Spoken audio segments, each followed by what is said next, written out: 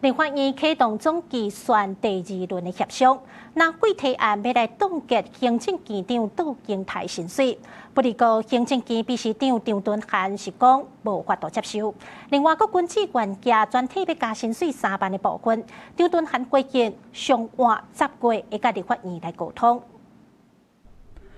針對115年度中央政府總預算案，立法院朝野協商1擺了後，保留658項提案。院長韓國瑜講要拼初7完成3讀，初6韓國瑜啟動第2擺協商，不止個簽開始，針對國民黨立委洪曉玲提案，要甲行政院長到英台9月到12月薪水凍結，佮引起朝野燒戰。因為不做事就不要領薪水，這是大家國民都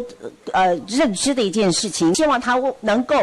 依法依憲的履行他作為行政院長的職責，就是趕快公布法律附屬法律。憲法的設計裡面，本來我們立法院3讀通過，它的設計上就不附屬。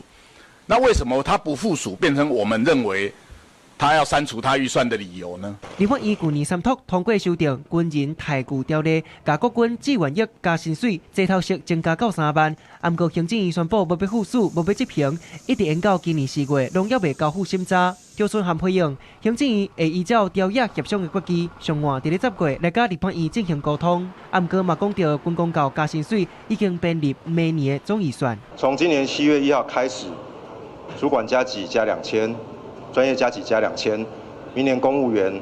調薪4%，也就是說，這些加在一起，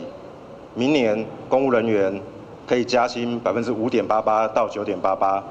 張敦涵強調，今年7月初1實施的部分，會等到今年度總預算審查煞，行政院會提追加預算來補7月初1辦理。也那總預算當中，在野黨要凍結要貸公司超過10億的預算，讓超過50個公司製作人人數，拿藝文科啊鬥相天，真濟演藝科啊的人嘛鬥相驚。張敦涵嘛講，唔通因為政治來扣國家的金。預算可以監督，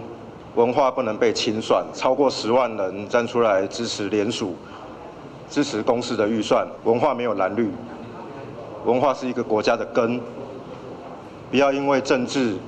而跑了國家的根。張敦涵希望朝野立委會當再三思，希望最後協商的階段，甚至是在立法院表決的時陣，閣有當時空間。記者綜合報道。